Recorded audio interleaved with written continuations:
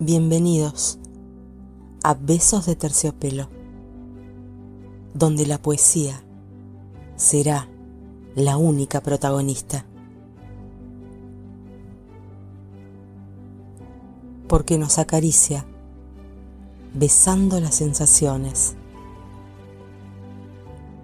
y cosquillea en la mente para despabilarla, para despertar tus límites y enfrentar tus miedos, para avivar el fuego que cada uno lleva por dentro.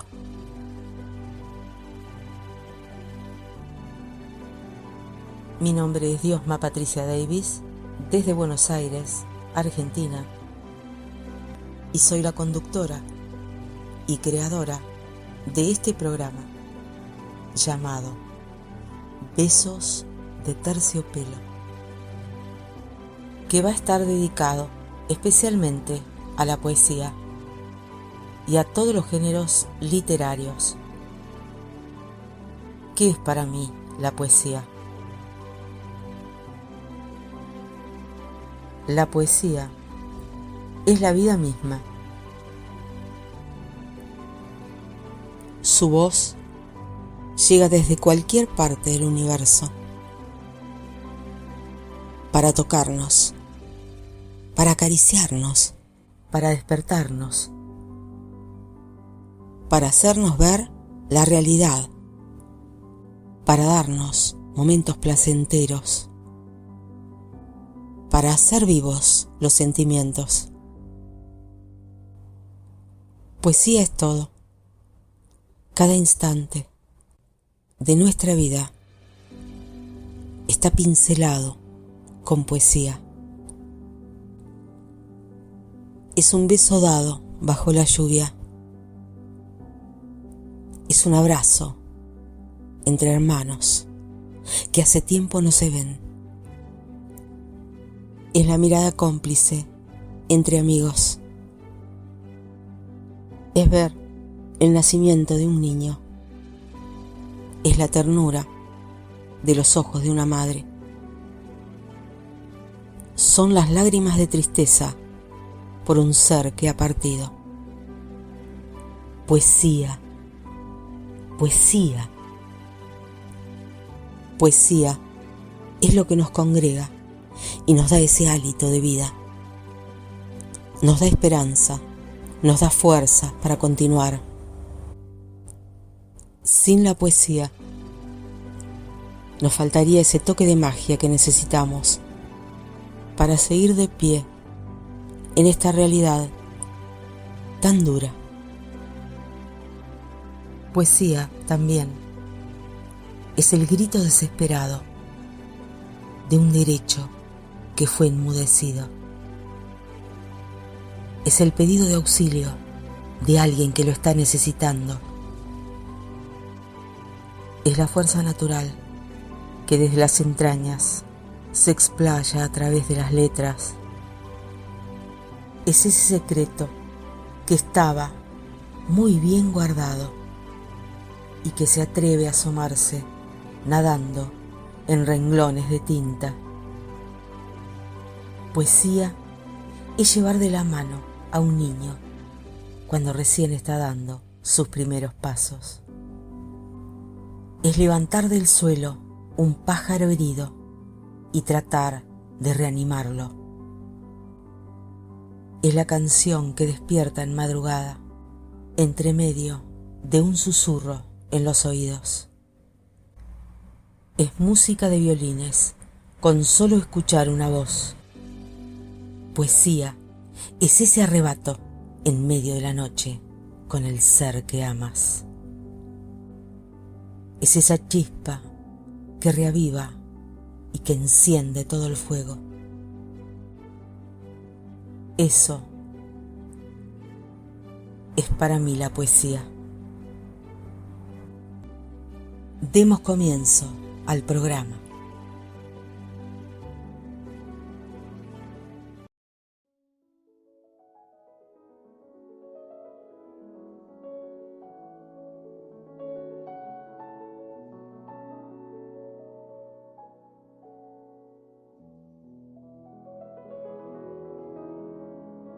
En el programa de hoy vamos a seguir viendo el género dramático. Vamos a ver autores españoles, 2 obras muy interesantes. Vamos a hacer un análisis de cada obra y dar la biografía de cada autor. Espero que les guste, como me gustaron a mí. Las obras son Don Juan Tenorio, de José Zorrilla, y En la ardiente oscuridad, de Antonio Buero Vallejo. 2 obras muy importantes que dejaron huella en la cultura internacional.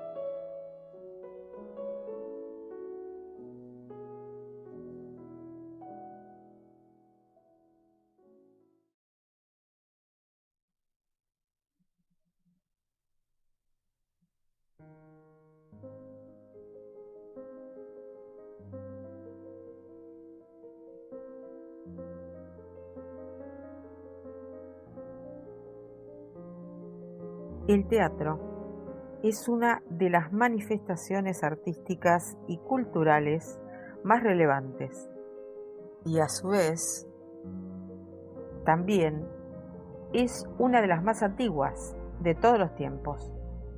Por eso no es de extrañar que esa disciplina de las artes escénicas nos siga robando el corazón. Sobre los escenarios se pueden ver representadas historias diversas y de cualquier tipo, dado que el teatro es un arte que recorre todo el mundo. Les voy a presentar las mejores obras de teatro de la historia, escritas por grandes escritores de distintos países. Hoy vamos a ver los autores españoles y así vamos a ir rotando.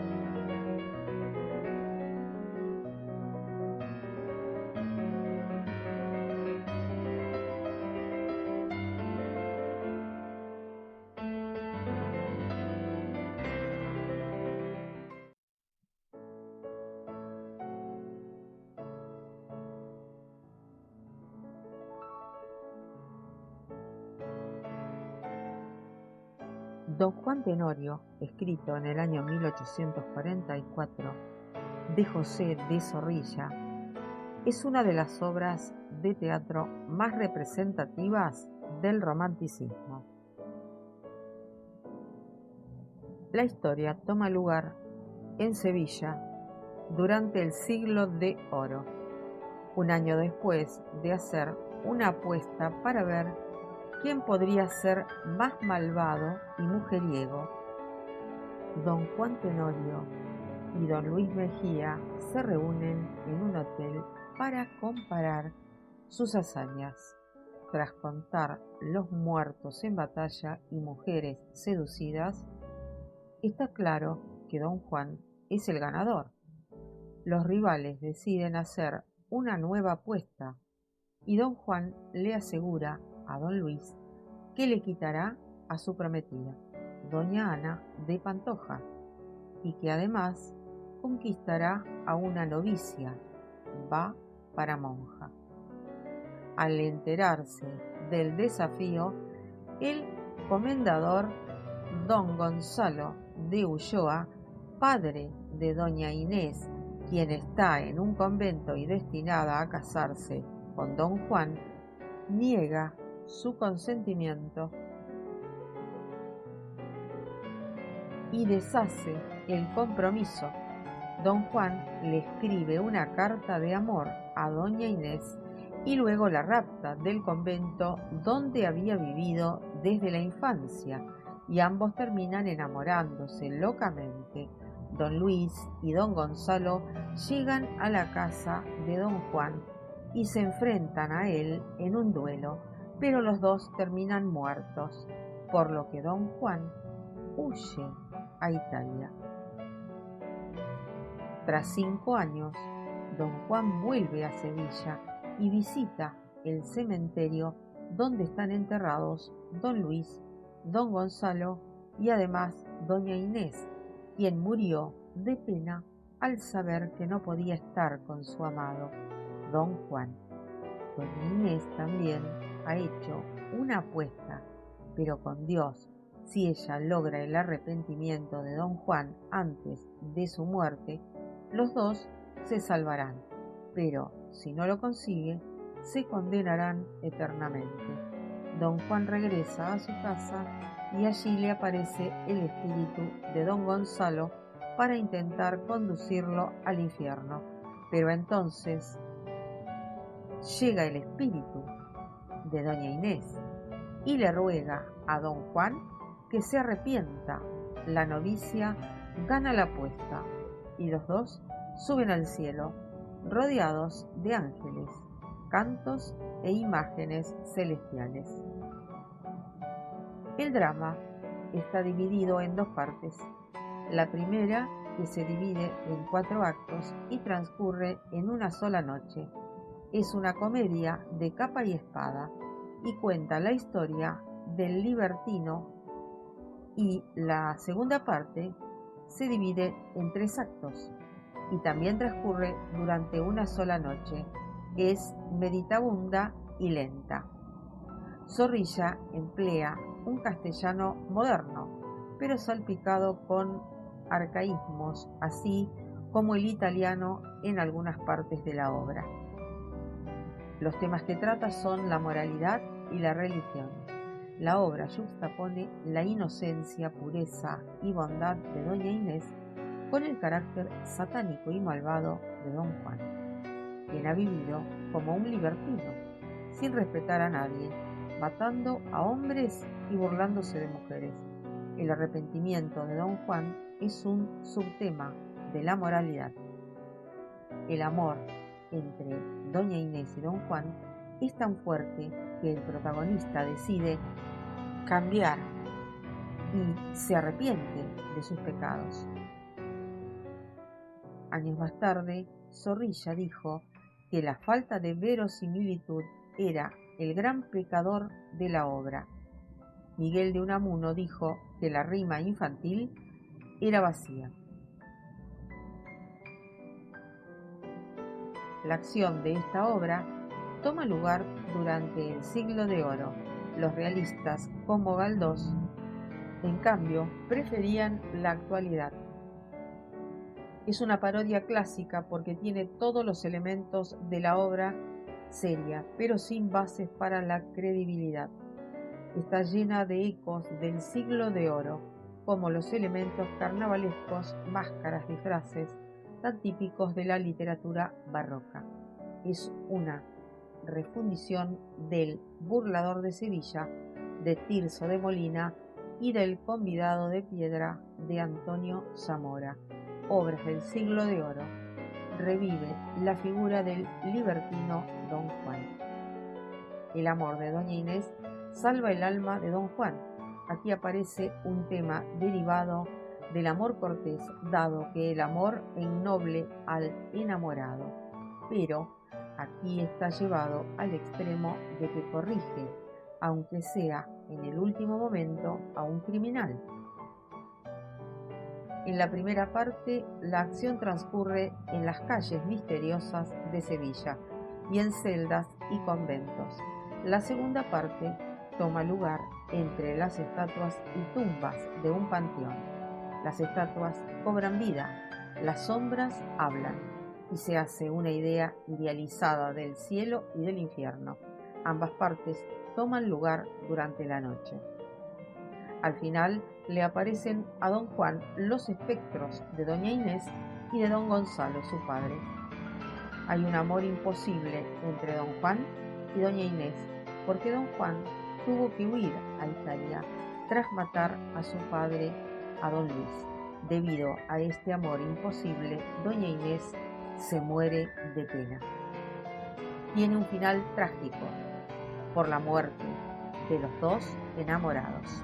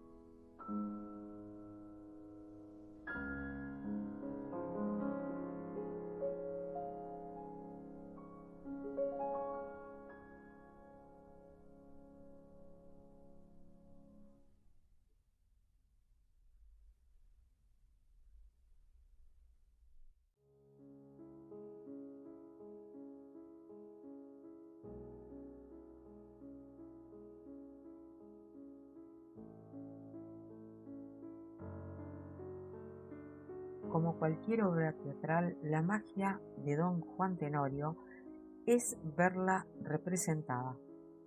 No obstante, al ser corta, algo más de 200 páginas, y sucederse tantos acontecimientos, posee un buen ritmo narrativo y leerla es sencillo y entretenido.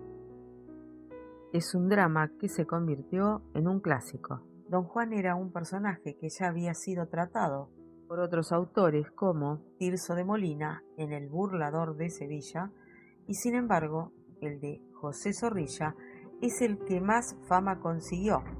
De manera definitiva, el Don Juan se instaló como un símbolo del libertinaje.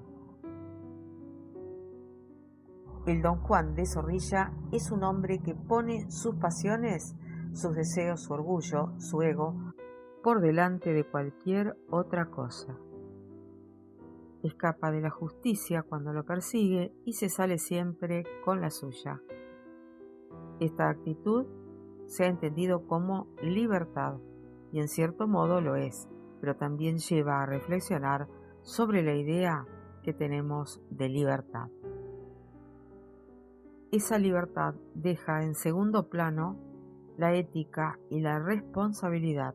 El narcisismo de un hombre triunfa por encima de cualquier norma social, moral y religiosa, lo que termina salvando y curando esa personalidad tan dañina del protagonista es el amor, tal como marcaban los preceptos del romanticismo, época en la que se encuadra el drama de Zorrilla.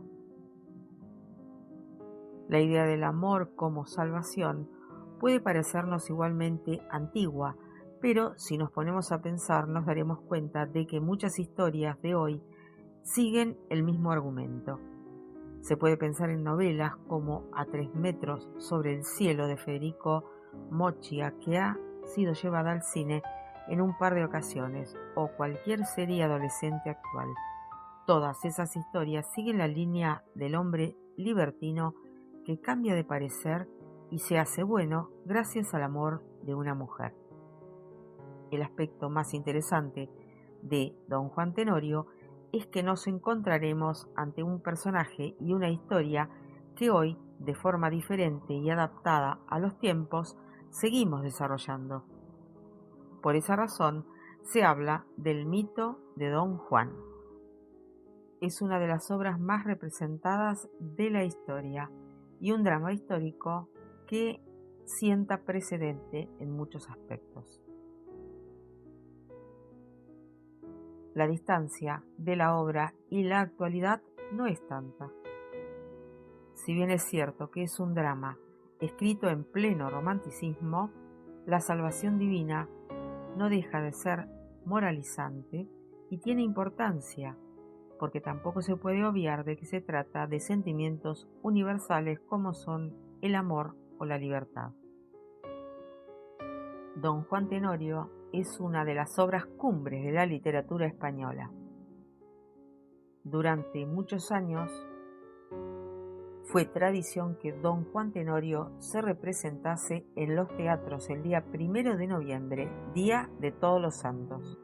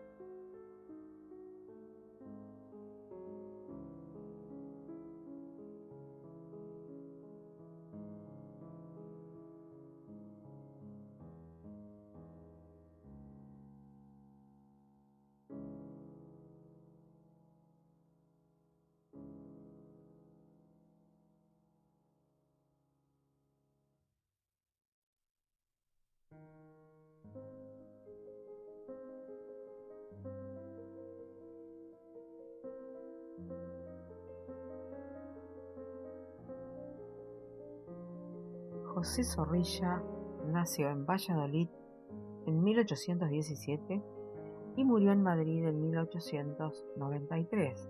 Era un escritor español. Fue el principal representante del romanticismo medievalizante y legendario. En 1833 ingresó en la Universidad de Toledo como estudiante de leyes y en 1835 pasó a la Universidad de Valladolid. José Zorrilla publicó sus primeros versos en el diario vallisoletano El Artista. En Madrid, después de abandonar su carrera universitaria, alcanzó fama tras leer unos versos suyos en el entierro de Larra, 1837. Ocupó el cargo de este en la redacción de El Español, donde publicó la serie de poemas titulada Poesías en 1837, primero de un conjunto de 8 volúmenes que completó en 1840. Su éxito poético se renovaría en 1852 con un poema descriptivo, Granada, que quedó inacabado. En 1839 se casó con Matilde O'Reilly, de la que enviudó muy pronto. Escribió numerosas leyendas, Cantos del Trovador, 1840-1841, Vigilias del Estío, 1842, Flores Perdidas, 1843, Recuerdos y Fantasías, 1844, Un Testigo de Bronce, 1845, en las que resucita a la España medieval y renacentista y que constituyen lo más perdurable de su producción. Entre ellas cabe destacar a Buen Juez, Mejor Testigo, Margarita la Tornera y El Capitán Montoya. En 1837 Zorrilla inició su producción teatral con Vivir Loco y Morir Más y alcanzó su primer éxito con El Zapatero y el Rey, 1840, a la que siguieron El Eco del Torrente, 1842, Sancho García, 1842, El Molino de Guadalajara, 1843, El Puñal del Godo, 1843, Don Juan Tenorio, 1844, y Traidor, Inconfeso y Mártir, 1843. En estas obras trata temas tradicionales o del siglo de oro. También escribió tragedias a la manera clásica como Sofronia, 1843. En 1846 viajó a Burdeos y París, donde conoció a Alejandro Dumas, George Sand, Teófilo Gautier y Alfred de Musset, que dejarían en él una gran huella. En 1865 marchó a México, donde fue protegido por el emperador Maximiliano I, que lo nombró director del Teatro Nacional. De regreso a España en 1866, José Zorrilla se casó con la actriz Juana Pacheco, viajó a Roma 1871 e ingresó en la Real Academia 1882. De esos años son recuerdos del Tiempo Viejo 1880-1883, La Leyenda del Cid 1882, El Cantar del Romero 1883 y Mi Última Brega 1888.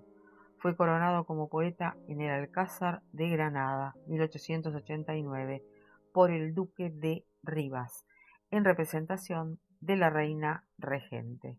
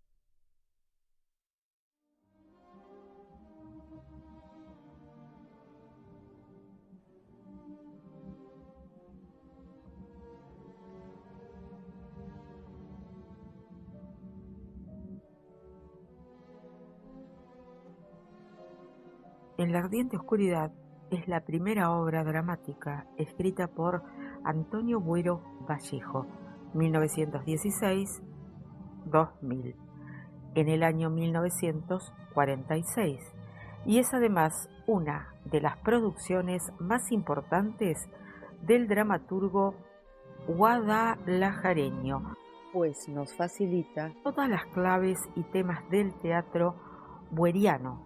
Con ella inicia también Buero, quizás el más relevante de sus temas, la ceguera. Todo lo que Buero querrá decir en sus posteriores composiciones está ya esbozado en este drama inaugural de una de las carreras dramáticas más importantes de la literatura y la escena españolas de la segunda mitad del siglo XX. A pesar de ser su primera obra compuesta, no sería En la ardiente oscuridad, sino Historia de una escalera, en 1949, la obra que consagrara a Buero Vallejo. En 1949, Buero presenta estas dos obras al Premio Lope de Vega del Ayuntamiento de Madrid, y esta última es la que se alza con el galardón. Su correspondiente estreno tuvo lugar en el Teatro Español de Madrid en octubre de 1949 y obtuvo tal éxito que las representaciones continuaron hasta enero de 1950, provocando con ello la suspensión de la tradicional puesta en escena de Don Juan Tenorio, que cada año se producía en los teatros españoles durante el mes de noviembre. En la ardiente oscuridad, sometida desde su composición a numerosas correcciones por parte del autor, no será llevada a escena hasta el 1 de diciembre de 1950 en el Teatro María Guerrero de Madrid, bajo la dirección de Luis Escobar y Huberto Pérez de la Osa, y con un elenco notable de importantes actores del momento.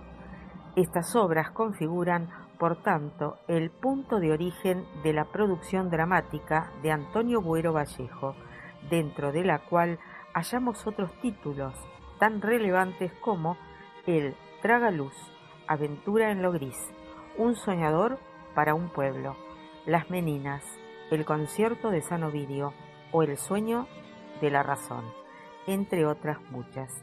Y precisamente de entre todas ellas ha sido siempre la obra que vamos a tratar en la ardiente oscuridad, la preferida por su autor, por encima incluso de Historia de una escalera.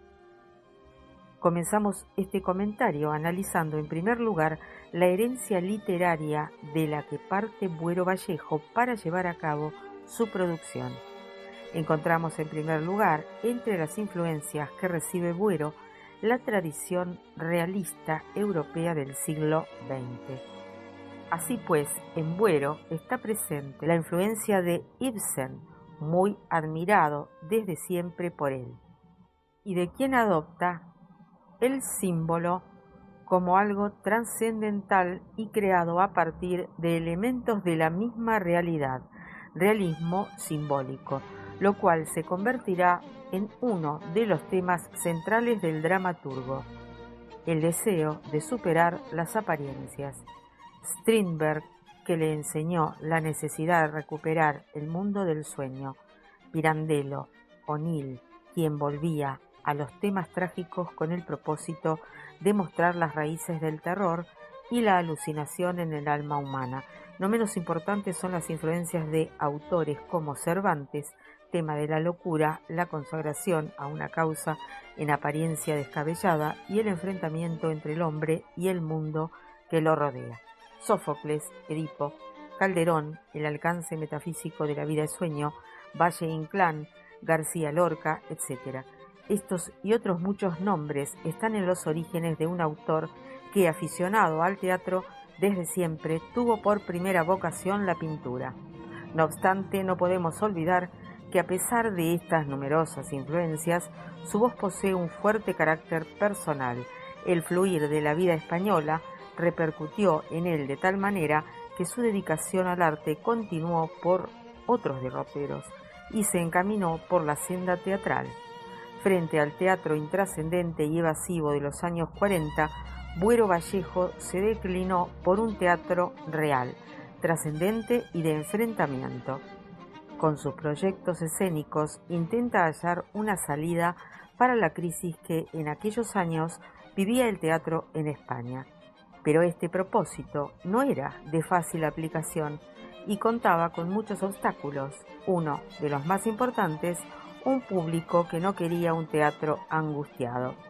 La sociedad y los hombres que la componen propenden a defenderse de toda inquietud, problema o transformación, tildando de pesimistas y destructores a los hombres o a las obras que se atreven a plantear tales cosas.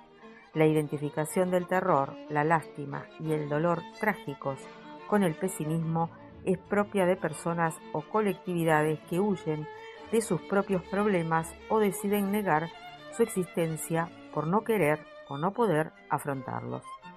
Sin someterse a los gustos del público que buscaba comicidad y no amargarse la vida, Buero Vallejo comienza su labor revitalizadora del teatro.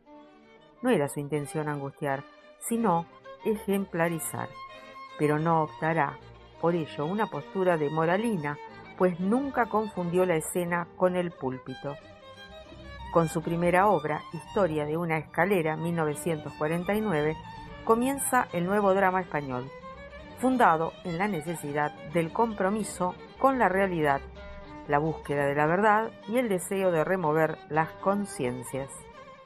Después de tantos años, la realidad española vuelve a escena, con la verdad y los aspectos más negativos y problemáticos del ser humano, y su finalidad no es otra que inquietar, mover al espectador y hacerle despertar su espíritu crítico para que abandone su posición de mero receptor pasivo. Crear en definitiva a un nuevo hombre, capaz de llevar a cabo la transformación que el mundo necesita. Pretende ser un teatro crítico y removedor que nos enfrente una vez más con la evidencia ante la que obstinadamente cerramos los ojos de que no todo está bien y que nos invite a reflexionar acerca de las graves preguntas que esa desdichada evidencia debe sugerirnos. Y como no presume de poseer la verdad, sino que la busca, pregunta más que resuelve. Intenta ser un revulsivo. El mundo está lleno de injusticias y de dolor. La vida humana es casi siempre frustración, y aunque ello sea amargo, hay que decirlo, los hombres, las sociedades, no podrán superar sus miserias si no las tienen muy presentes. Persigue, en definitiva, abrir los ojos. Y este propósito está más explícito en esta obra concreta en que centramos nuestros comentarios.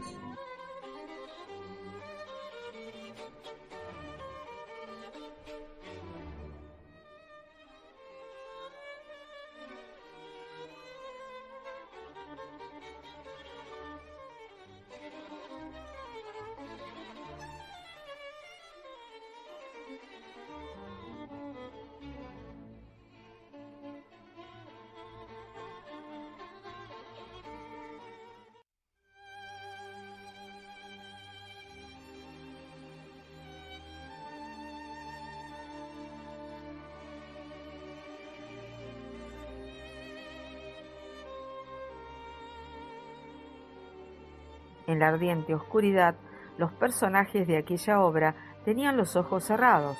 Su conflicto consistía en abrirlos. Era un conflicto nacido de la lucha entre el temor y el deseo, entre los inconvenientes y las ventajas que el esclarecimiento de un gran problema puede acarrear. El propósito unificador de toda la obra ha sido seguramente el mismo, el de abrir los ojos. ¿A qué? A la verdad. A pesar de ese objetivo que persigue, con su teatro, Buero pretende ir más allá de la mera función crítica.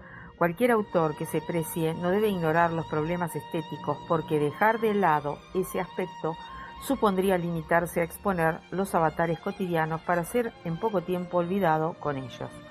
Así, afirma Iglesias Feijóo, que la obra teatral se justifica por sí misma, por su capacidad de diversión, por su perfección y por su belleza.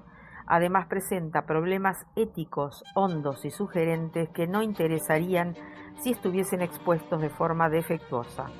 Buero poseía una clara conciencia de la función social del teatro y de su posibilidad de revelar las precariedades y limitaciones del hombre y la sociedad. Por ello, eligió la tragedia como género idóneo para tratar la problemática humana. Desde sus primeras composiciones dramáticas, Buero opta por ubicarse en el terreno de lo trágico con el fin de distanciarse del teatro de evasión que predominaba en los escenarios españoles durante la posguerra. La tragedia es la que pone verdaderamente a prueba a los hombres y la que nos da, al hacerlo, su medida total, la de su miseria, pero también la de su grandeza. Intentar conocer al hombre de espaldas a la situación trágica es un acto incompleto. Es ilusorio, ciego. Con la tragedia, Buero incorpora a sus obras tanto una dimensión metafísica bien perceptible en la ardiente oscuridad como una dimensión social. La tragedia presenta diversos aspectos que, por lo general, cuentan con un desenlace similar, el hombre abocado irremediablemente a la muerte. Pero esta muerte para Buero no es sinónimo de algo negativo o pesimista, sino esperanzador. No pretende con ella la exaltación del espectador, sino su reflexión sobre lo que ha presenciado en escena y la conclusión de que todo lo sucedido es consecuencia de un destino inevitable. El espectador debe salir convencido de que son los seres humanos quienes con su modo de actuar han conducido la acción dramática hasta ese trágico final. El significado profundo de la tragedia es la esperanza, y si no aparece en los personajes, estos terminarán despedazados antes de que caiga el telón. Pero el sentido de la obra no concluye en ese momento. He aquí la idea bueriana de la función social del teatro. Escribe movido por la esperanza de que algún día las limitaciones humanas que expone puedan ser vencidas. Por tanto, cuando la obra concluye, solo finaliza la existencia de los seres de ficción que van a seguir vivos en la mente del espectador. Si para los personajes ya no existe esperanza alguna, éste aún puede salvarse. De este modo observamos que Buero no expone ninguna ideología determinada, nada tiene que ver con la propaganda política, ni nos presenta un teatro de agitación social, ni revolucionario en el sentido corriente de la palabra. Buero no escribe en contra de algo, sino en pro de algo. No es un teatro de condenación, sino de salvación. Así pues, la tragedia tiene un carácter optimista y esperanzado. Es decir, tragedia y esperanza son conceptos sinónimos e inseparables. Tampoco la tragedia de hoy puede considerarse pesimista. El auténtico pesimismo es lo contrario de la tragedia. Representa un heroico acto por el que el hombre trata de comprender el dolor y se plantea la posibilidad de superarlo sin rendirse a la idea de que el dolor y el mundo que lo partea sean hechos arbitrarios. Solo en un sentido puede afirmarse que la tragedia sea pesimista, en el de reconocer la realidad de los aspectos sombríos que plantea. La tragedia propone la fundación del optimismo en la verdad, y no en la mentira, en el reconocimiento de todas las cosas, y no en el escamoteo de las peores. Con esta función social del teatro se tiende a la creación de un espectador colaborador y activo de la obra, más allá de lo que sostienen las teorías de Bertolt Brecht acerca de la necesidad del distanciamiento psicológico para que la potencia crítica del espectador no naufrague. Buero defiende la existencia de una relación empática y emocional que permita compartir con los personajes sus angustias, sin que esto provoque una disminución de la capacidad de reflexión. Esa identificación profunda entre espectadores y seres de ficción se puede llegar también a producir a partir de ciertos mecanismos escénicos llamados efectos de inmersión y que, por ejemplo, aparecen en la ardiente oscuridad en un momento en que se oscurecen las luces de la sala teatral para compartir psicológicamente por unos segundos la sensación de oscuridad con la que conviven los ciegos. La tragedia moderna no conserva de la antigua casi ninguno de los aspectos formales, pero en cambio permanece en elemento, la catarsis, purificación por la piedad y el temor. Esta será la primordial función social del teatro, transformar al hombre en su interior, elevándolo a un plano ético superior. Catarsis es lo mismo que interior perfeccionamiento. Para los griegos, la catarsis significaba purga o purificación, depuración.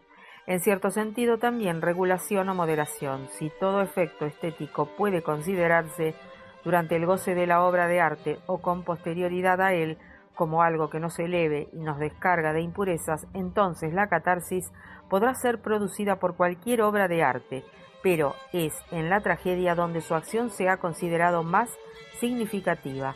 La catarsis trágica representaría el método empírico de canalizar y anular la peligrosidad de nuestros más fuertes impulsos, despertándolos primero para aplacarlos después, por medio de su incorporación a la ficción escénica, que tras esa purga el alma quedase apaciguada o también ennoblecida. Es en realidad lo importante. Para lograr sus objetivos, la tragedia utilizará el otro elemento de la catarsis, la piedad, que debe ser entendida como identificación compasiva con los personajes, y que efectivamente Buero lleva a cabo en sus obras para hacer posible la función social de su teatro. La fórmula propia del teatro de Buero consiste en llevar a escena un debate entre dos modos de entender la vida y de actuar en ella, que se oponen entre sí, incluso con violencia, hasta producir un choque que suele terminar con la imposición de una de esas dos fuerzas, como sucede en la ardiente oscuridad. El debate se reduce siempre a un enfrentamiento entre una actitud caracterizada por el egoísmo y otra distinguida por una preocupación por los demás. Pero estas posturas no aparecen exclusivamente en unos personajes y en otros no, sino que un mismo personaje puede estar regido por ambas en un momento u otro de la obra.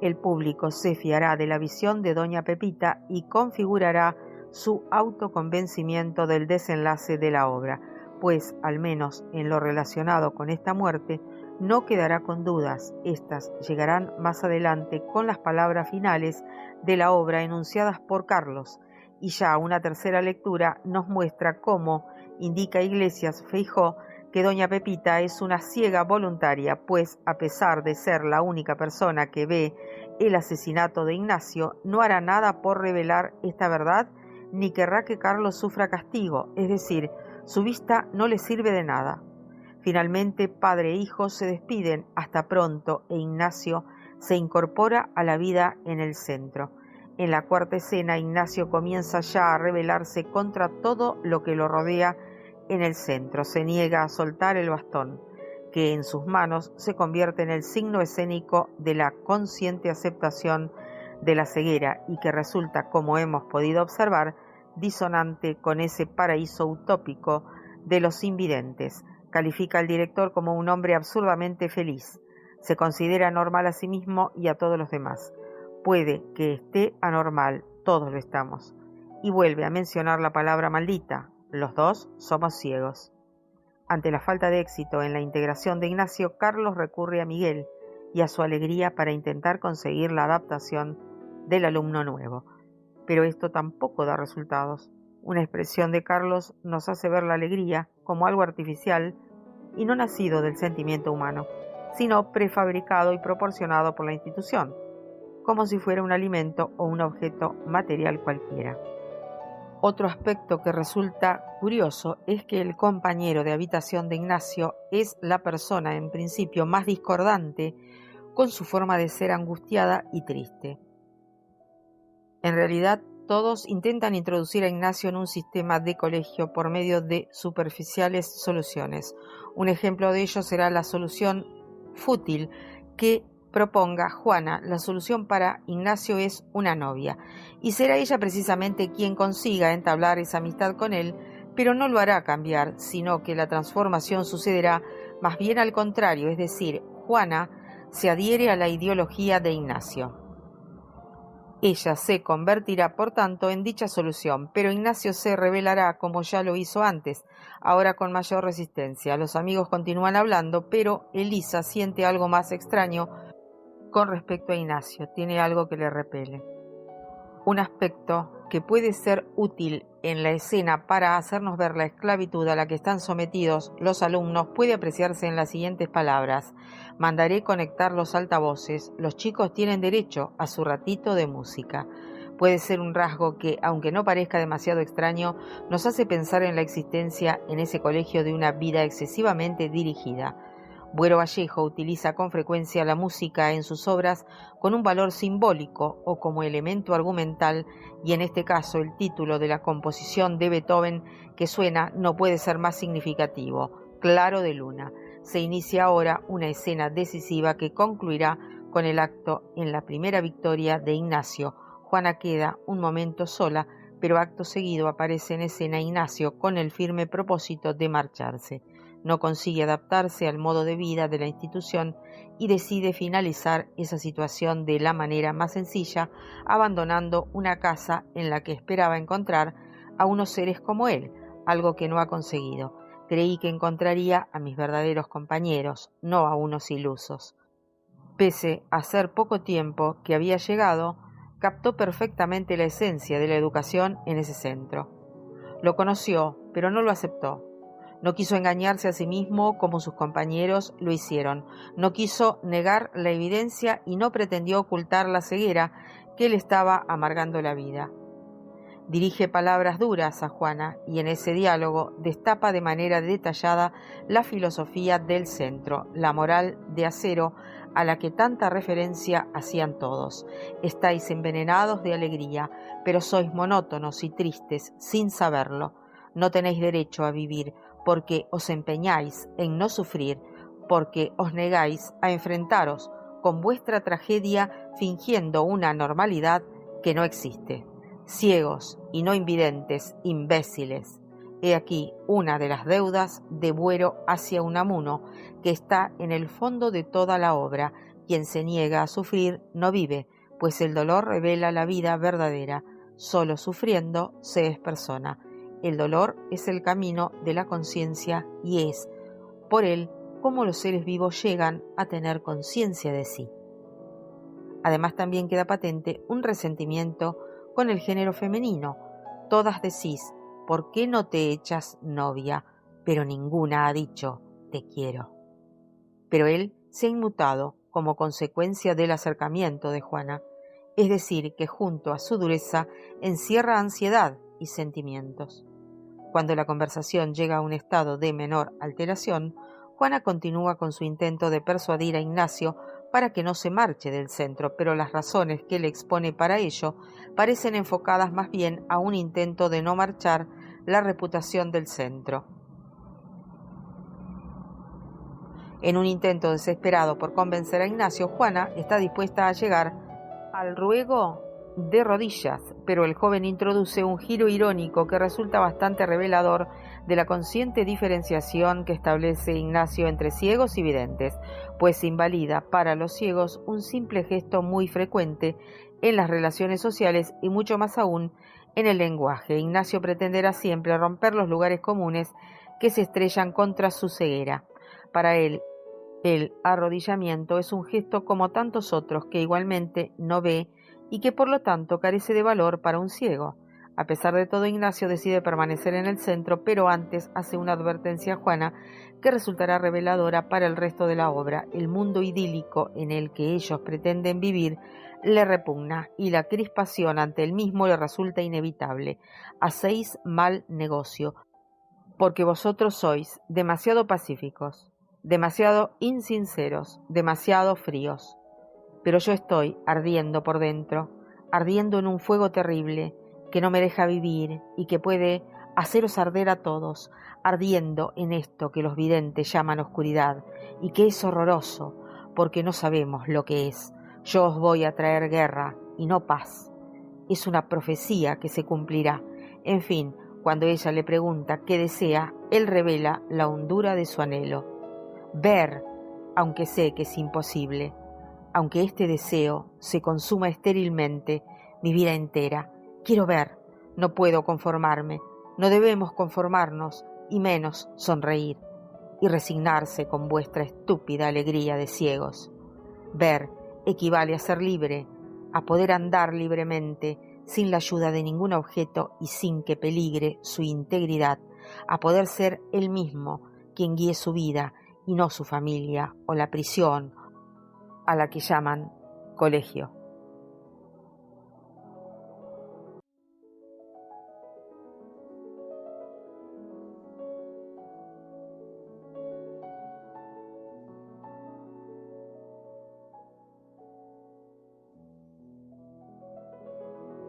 La ceguera lo convierte en un ser preso de sí mismo y por tanto aislado y atormentado. Este grito de rebeldía tan unamuniano y que va más allá de la razón paraliza a Juana, que no sabe reaccionar ante la entrada de Carlos, que la llama y este, desconcertado por la falta de respuesta, realiza un gesto insólito en el centro. Carlos pierde su instintiva seguridad, se siente extrañamente solo, ciego, adelanta indeciso los brazos en el gesto eterno de palpar el aire y avanza con precaución. Este gesto final es un signo visual de todo lo que va a suceder. Y Juana, movida por la compasión hacia Ignacio, deja de responder a la llamada de su novio.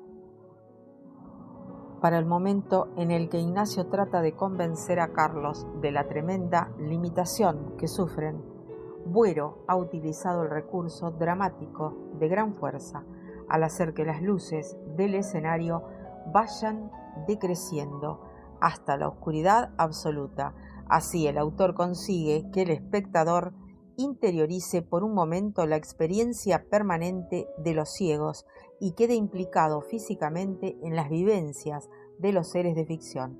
A este recurso lo llama Domenech efectos y constituyen la aportación técnica más original de todo el teatro de Buero Vallejo y una de las más originales de todo el teatro del siglo XX. Buero propone con estos efectos de inmersión introducir al espectador en el mundo de los personajes, romper los reflejos condicionados del espectador, resultado de tantas representaciones teatrales anteriores, sorprender al espectador, sacarlo de sus casillas para que pueda tomar conciencia del mensaje trágico que se le pretende transmitir. Mientras tanto, la acción continúa y nosotros participamos de ella sumidos en la misma oscuridad que aqueja a los personajes. Ahora somos ciegos como ellos. Pero si el espectador ha sido puesto bajo el influjo de Ignacio porque siente la misma ceguera que él, también Carlos, a su pesar, lo experimenta y rechaza. Dice la acotación: la involuntaria influencia sufrida a causa de las palabras de Ignacio. Te comprendo, sí, te comprendo, pero no te puedo disculpar. Entonces acusa al otro de no querer ver, sino morir, a lo que Ignacio responde afirmativamente.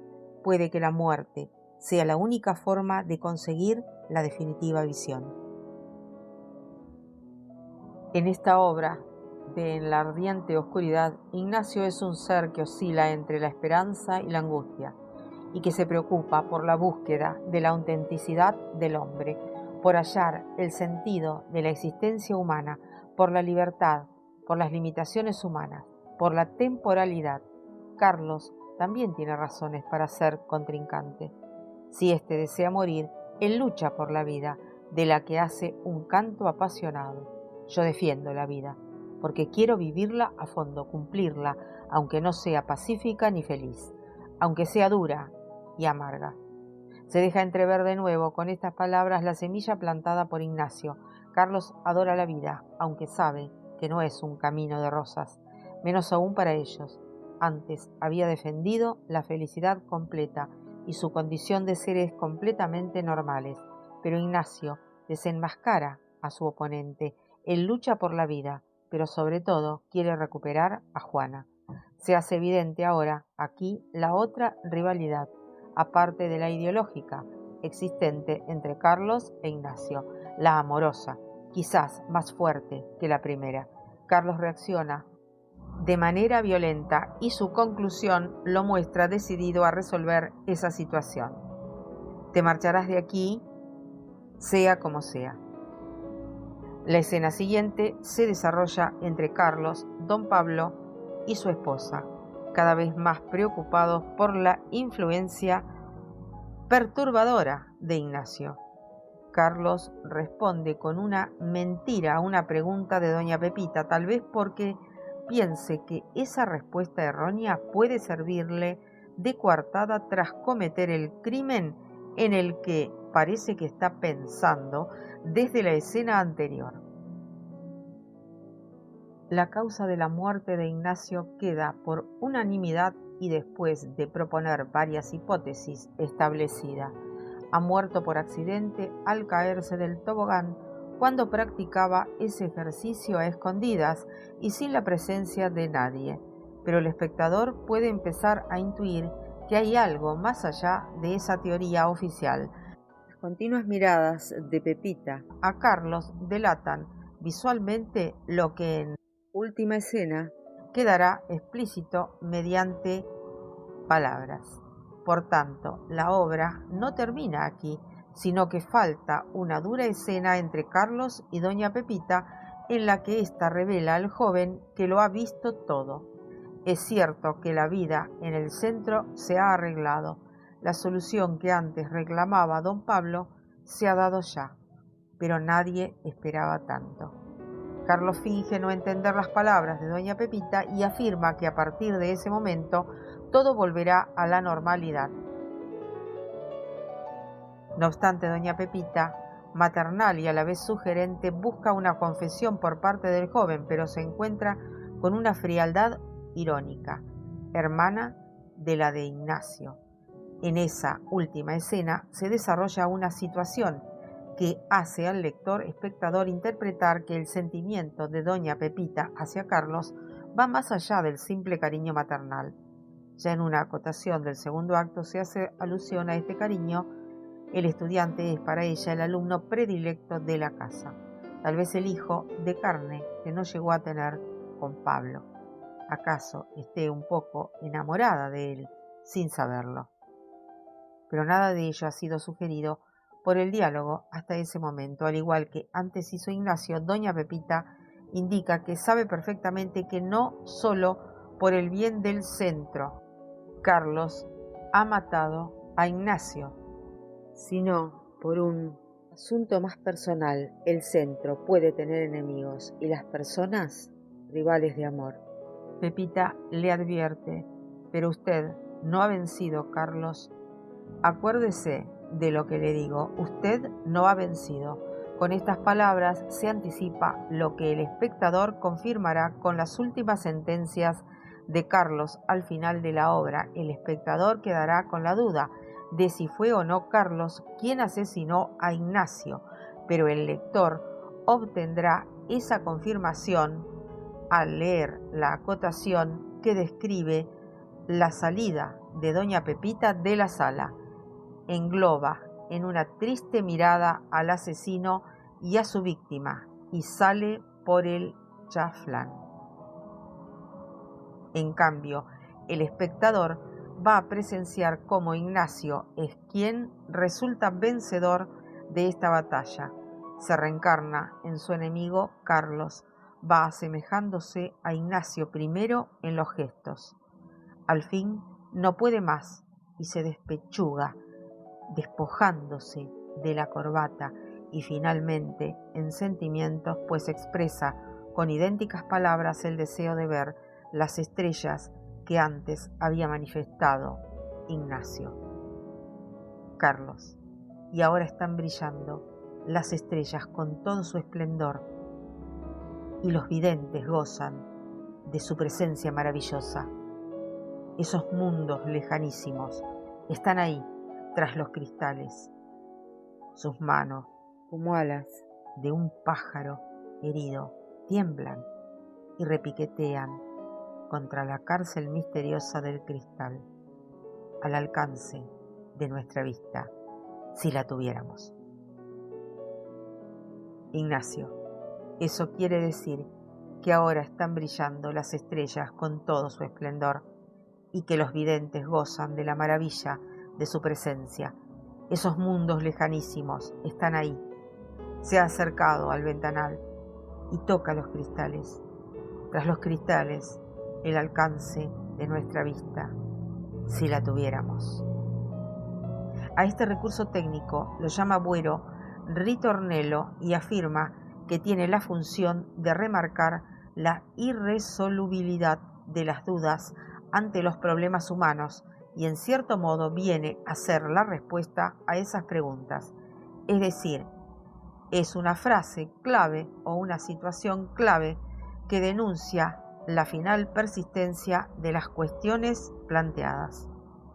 Se percibe claramente que Carlos se identifica con la manera de pensar de su adversario y en lugar de conseguir que Ignacio moldease su comportamiento atendiendo a la moral de acero del centro, sucede todo lo contrario. Es decir, los demás alumnos eran quienes se habían acercado a Ignacio y Carlos es el que definitivamente quedará impregnado de las aspiraciones de Ignacio. De ese modo parece ser que todo comenzará de nuevo, pero ahora será Carlos quien se ocupe de la búsqueda de la verdad que antes obsesionaba a Ignacio y quien cargue con la desesperación que produce la esperanza de la verdad. Este, en palabras de Domenech, es el castigo por su delito, la respuesta a su libris, pues la fatalidad no es arbitraria y tras la libris, exceso, insolencia, pecado, viene la némesis, venganza, castigo, expiación. Buero persigue concientizar a sus espectadores en particular y a la sociedad española en general de que todos estamos ciegos, que no conocemos la verdad de lo que sucede a nuestro alrededor y lo peor, que no tenemos interés alguno en conocerla por temor a poner fin así a una ilusoria felicidad que se nos pretende inculcar desde fuera. Ante eso, proclamará siempre, Güero, todos tenemos que abrir los ojos.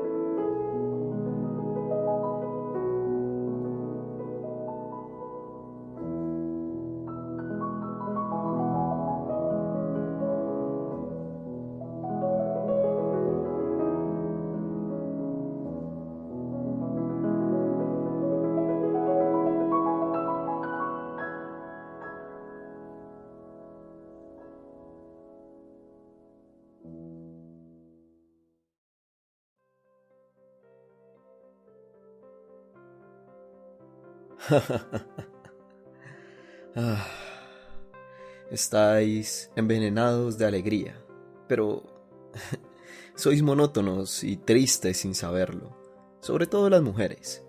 Aquí, como ahí fuera, os repetís lamentablemente, seáis ciegas o no. No eres la primera en sugerirme esa solución pueril. Mis vecinitas decían lo mismo. Bobo, ¿no comprendes que se insinuaban? No, ellas también estaban comprometidas, como tú. Daban el consejo estúpido que la estúpida alegría amorosa os pone a todas en la boca. Es como una falsa generosidad. Todas decís, ¿por qué no te echas novia? Pero ninguna, con la inefable emoción del amor en la voz, ha dicho, te quiero. Ni tú tampoco, ¿no es así? ¿O acaso lo dices? No necesito una novia. Necesito un te quiero, dicho con toda el alma. Te quiero con tu tristeza y tu angustia, para sufrir contigo y no para llevarte a ningún falso reino de la alegría. No hay mujeres así.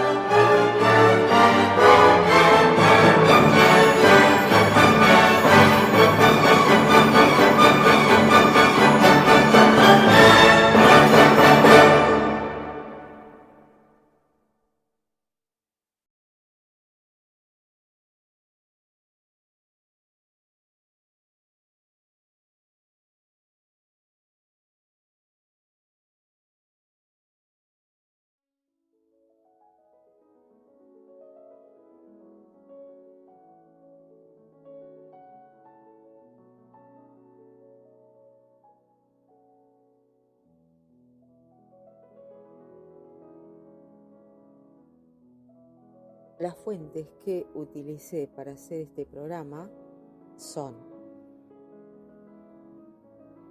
www.unprofesor.com, www.actualidadliteratura.com, www.biografiasyvidas.com, www.cervantesvirtual.com, tunovela.es blog, sit.educa.madrid.org, www.aboutespañol.com, www.eltemplodelasmilpuertas.com, es.wikipedia.org, www.blrlarioja.org, www.cervantes.es, www.cervantesvirtual.com, www.lecturalia.com, canal de YouTube B Televisión.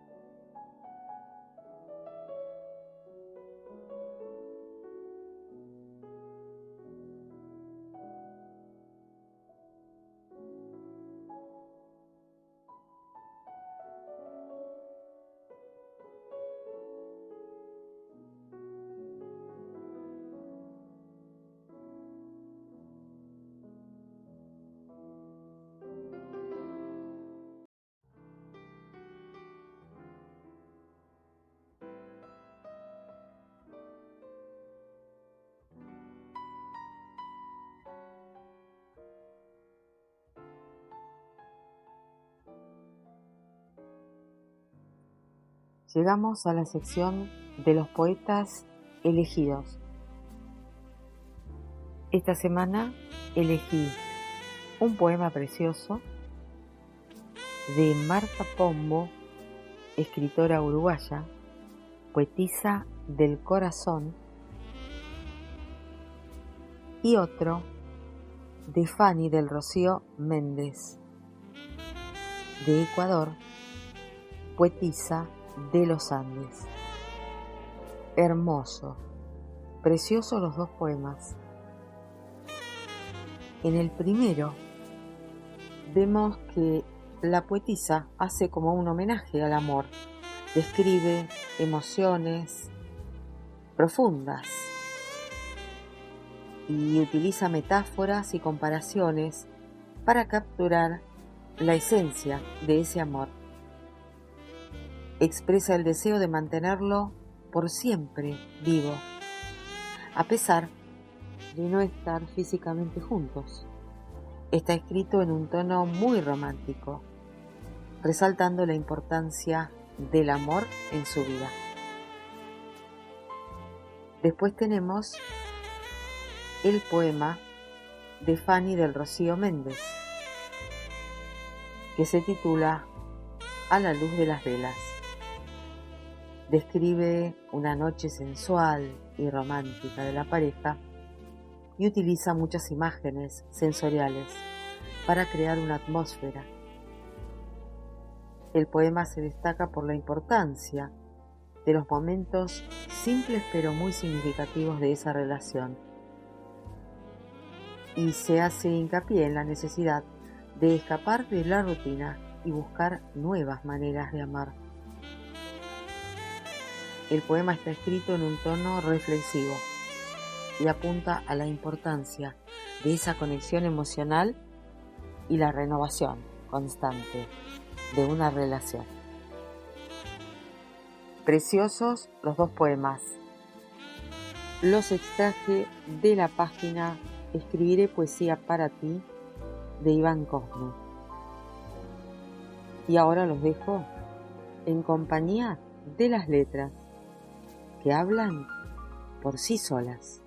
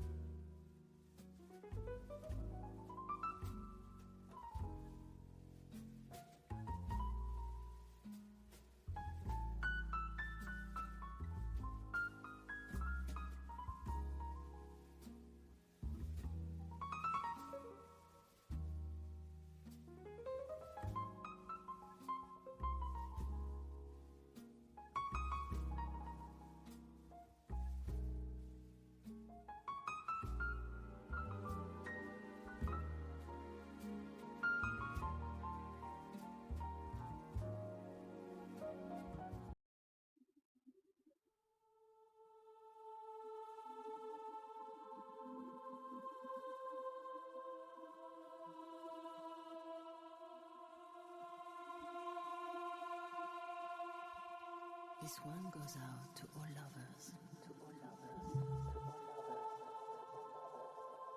Amor. Amor perpetuo que nació del corazón, como una rosa en primavera, que no se puede medir porque va alfombrado en tu alma, cual perfume va quedando en la piel. Amor que traspasa las fronteras del corazón, donde el corazón late fuerte y las mariposas invaden tu alma con un toque de amor. Amor que tú y yo vivimos instantes de magia en donde tu alma se conecta con la mía, donde nuestros corazones hablan de amor, un amor que desnuda el alma, genuino, hecho de la magia de los dos.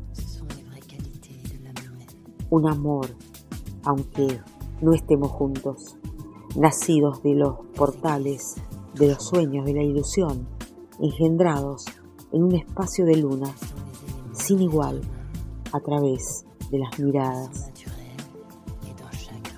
Amor que como un capullo de seda va tejiendo cada ilusión en perfecta armonía del corazón, venido de las estrellas, de los espacios siderales del corazón. Amor, sentido que no se puede explicar, te aferraste a mi alma sin pedido, yo, y no quiero que te alejes de mí. Amor, amor, ay, amor bonito que hechizaste mi corazón y no puedo arrancar de mi alma. Amor, amor, si sientes lo mismo que yo, corazón de mi vida, no te alejes, aquí estoy. Te equidistaste en un rinconcito de mi alma para así quedarte para siempre. Mi corazón aún latente espera por ti, amado mío, solo por ti.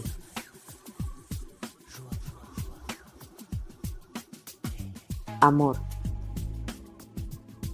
Autora Marta Pombo. Escritora uruguaya, poetisa del corazón. Derechos reservados de autora.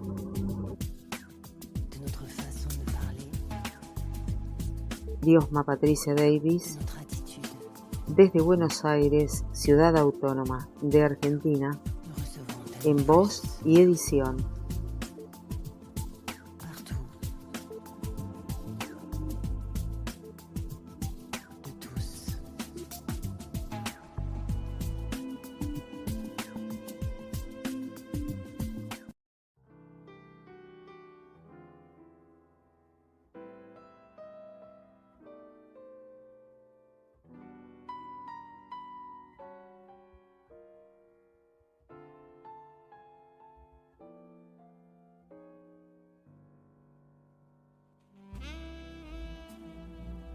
A la luz de las velas. A la luz de las velas y en una romántica noche y con las suaves notas de la música transcurrió nuestra noche disfrutando de los placeres de la vida.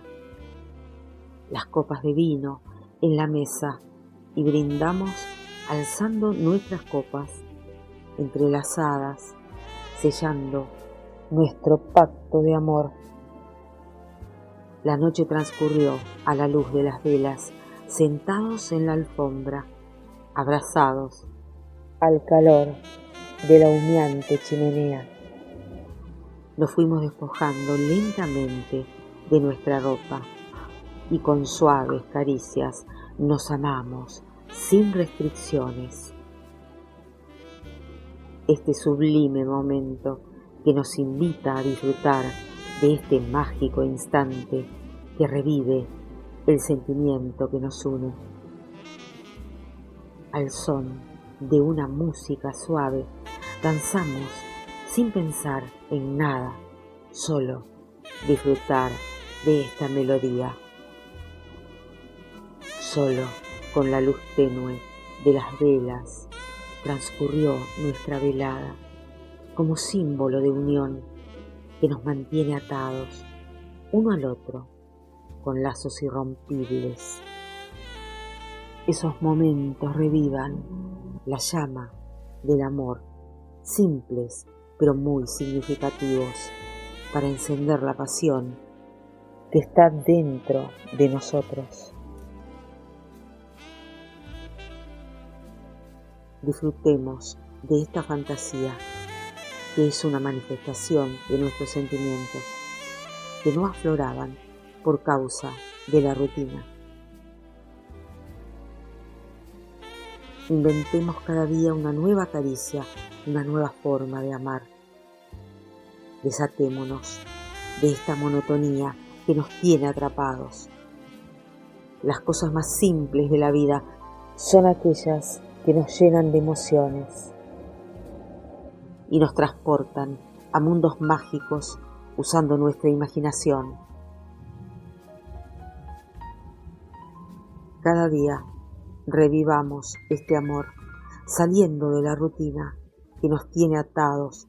Tomémonos de la mano y descalzos caminemos por la hierba, sintiendo esa bella sensación de paz.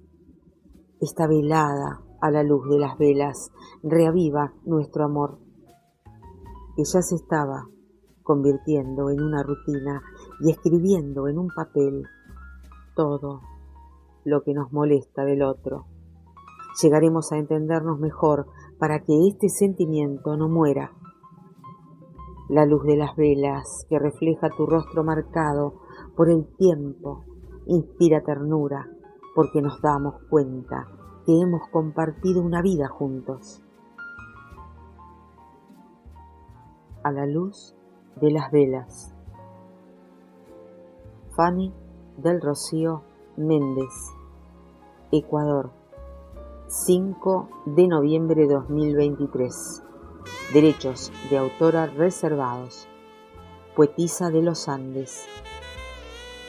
Diosma Patricia Davis, desde Buenos Aires, Ciudad Autónoma de Argentina, en voz y edición.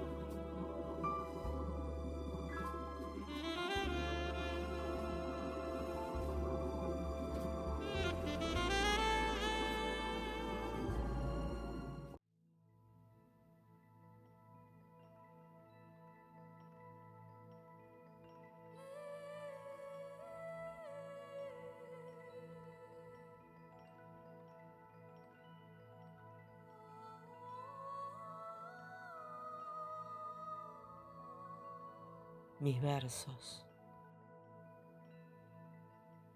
te daré. Le daré a tu cuerpo las más bellas caricias, ese alimento que tanto tu boca desea, la humedad y el rocío que tu sed reclama, el extremo que despierta tu piel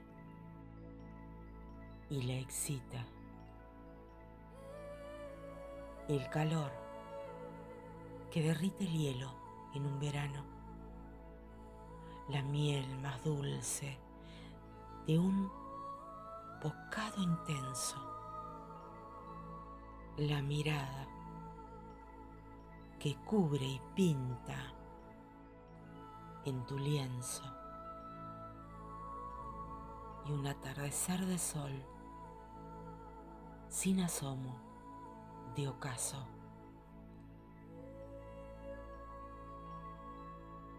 Te daré mi cariño más cálido y cierto, mi soledad, mi gozo, mi tiempo compartido. Con mis labios llamaré a la pasión en tu oído. Y un sublime te amo brotará de mis besos.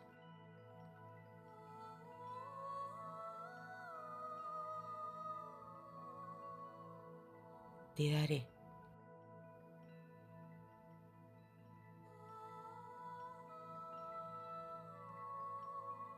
Diosma Patricia Davis. Derechos reservados de autora. Buenos Aires, Argentina.